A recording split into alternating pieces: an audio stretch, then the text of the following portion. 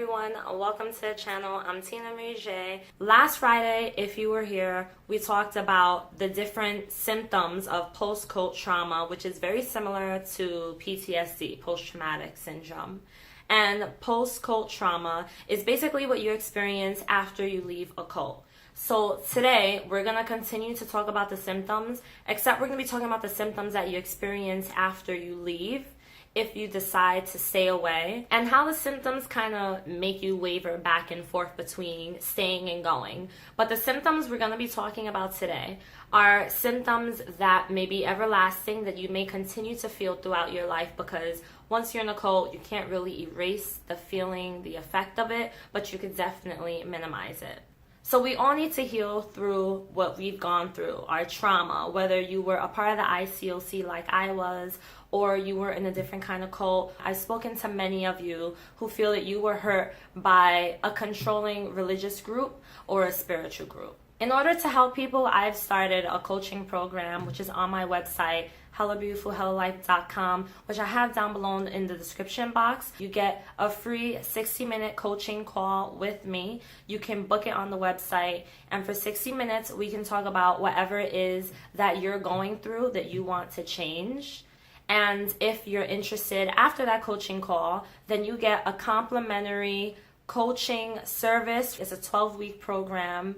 And along with my coaching program, you get 2 personalized videos from me, a Hello workbook that I created to help you throughout your 12-week program. And you also get 2 free updates after you're done with the program.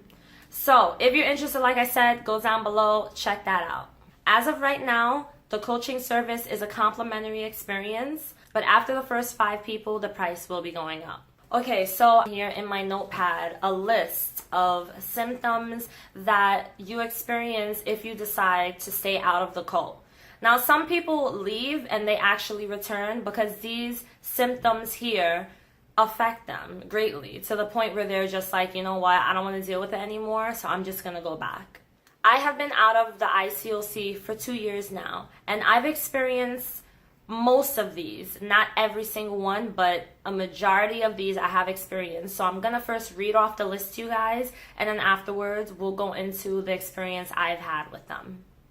Flashbacks, simplistic black-white thinking, sense of reality, automatic obedience responses to trigger terms or to innocent suggestions, disassociation, spacing out, feeling out of it, Stockholm Syndrome, which is when you defend the cult even after you've been hurt by them, incapacity to make any decisions, hostility reactions that could either be towards the cult or towards other people who are criticizing the cult, low self-esteem, dread of running into a cult member, and the last one is the dread of being condemned or cursed by the cult. Okay, so for the first one, we're going to start with flashbacks. Something triggers you. Usually it's set off by a trigger, and you suddenly just think about a moment or a song or some cult word that you can't stand anymore, or a person that was in your cult, and you're back at that moment, you're back in that place. I have experienced flashbacks, and I still continue to experience the flashbacks. When this happens, I usually just have to shut it off because it will take me to another place, and I will kind of forget where I am in that moment. This is something that you may deal with possibly for the rest of your life, depending on how hurt you were, how much you were affected by your cult.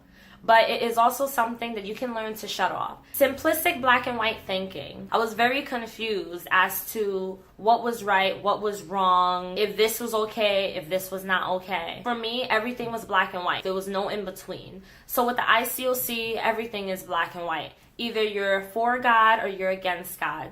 Anytime I would do anything that didn't seem Christ-like or wasn't considered okay according to the religion, I felt like I was automatically against God. Even if it was something I didn't do intentionally. Or maybe if I just had a moment because I'm human, which we all have our moments. A sense of reality. So I've lost my sense of reality many times.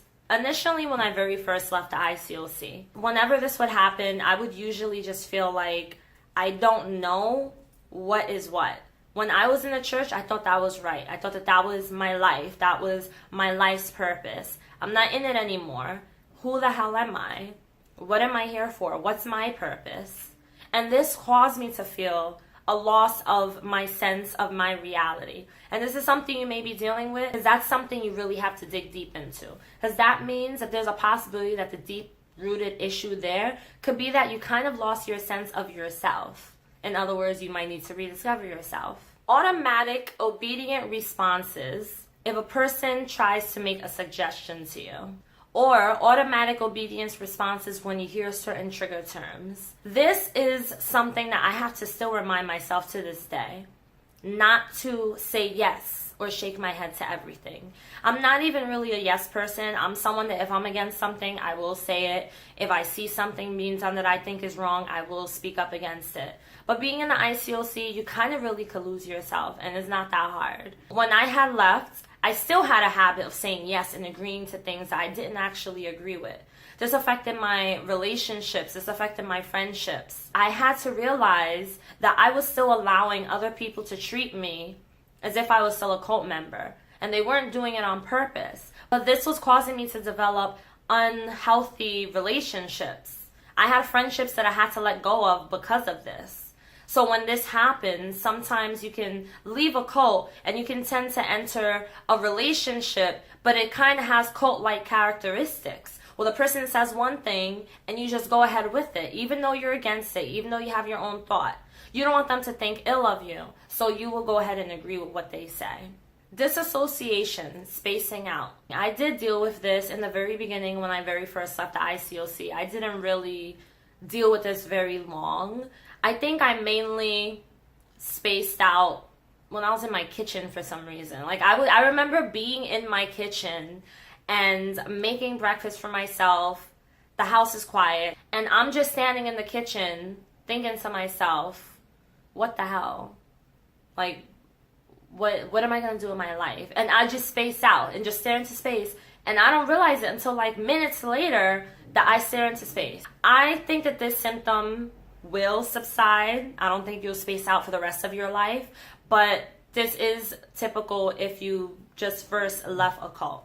Feeling out of it, I've definitely felt out of it. I felt depressed. I felt like I don't want to deal. I don't want to go to church.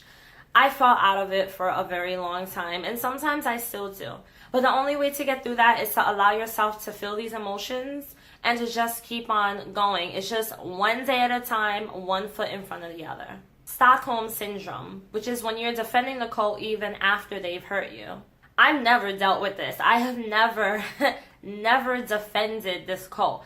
I do see people do it though. I do see people do it. And people who tend to do this still are brainwashed in a sense. They still have a thinking where they feel like they need to defend. They feel like they're still sort of a part of it, yet they're not a part of it anymore. I've had people send me emails or send me messages asking for help. And then as soon as I give them information or give them some sort of advice, they're quick to kind of get a little bit defensive. And they'll say something like, well, you know, the church really did help me with this or with that. I mean, well, they do have good intentions. Like, they're kind of quick to back up and to excuse the behavior. I'm like, no, there's no excuse for what they do. I don't care if the intentions are good.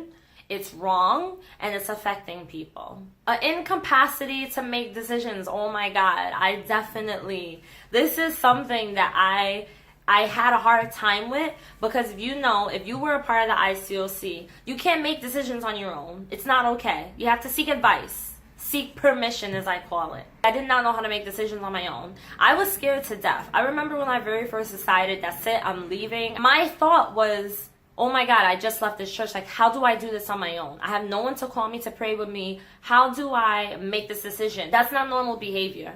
We're not meant to think like slaves. We're not meant to feel boxed in, that we need other people to decide for us and to confirm that what we want is okay, especially when you're a grown adult. But let me tell you, when you finally free yourself from that old thinking, you feel so damn free, guys, that you're just like, yes, I can make my own decisions and I don't gotta seek permission. Oh, yes. Hostility reactions towards the cult or to others who are criticizing or speaking against the cult. I never became hostile towards people who spoke against the cult. I just cheered with them and said, yes, I agree with you. Hostility towards others who were in the cult or just towards the cult, definitely. I've become very hostile. I've become hostile with some of you, and I'm very sorry. Some of you deserved it, but some of you didn't. When a person leaves a comment or a person says something to me, and I feel like I'm against what they say. Like, I do not agree with what they say. I feel like they're just trying to minimize the situation. I hate that. And I tell myself, you know what? This person doesn't feel what I feel. They don't know what I went through. Or they can't tell me anything at this point. So I just say, okay, whatever. I usually give a sarcastic response because I'm pretty sarcastic. A low self-esteem. I don't think I really had low self-esteem. I can't really think of a time where I felt low self-esteem. I think I had low self-esteem when I was in the ICOC. Definitely. My self-esteem shot right up when I left because when I was in the ICOC, I felt like I couldn't make decisions on my own. I couldn't trust myself when it comes to my family or to my own life. And when I left and I was able to do these things on my own without anyone hovering over my shoulder trying to tell me what to do, my self-esteem went right up. Dread running into a cult member. Ugh. Have we all felt this? I used to be like, oh my God, like I'm gonna run into someone. Now let me tell you, I live on Staten Island. So this is a small freaking island.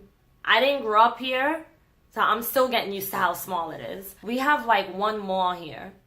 And I've run into members so many times at this freaking mall. In the beginning, I've run into people. Some people acknowledged me, some people didn't.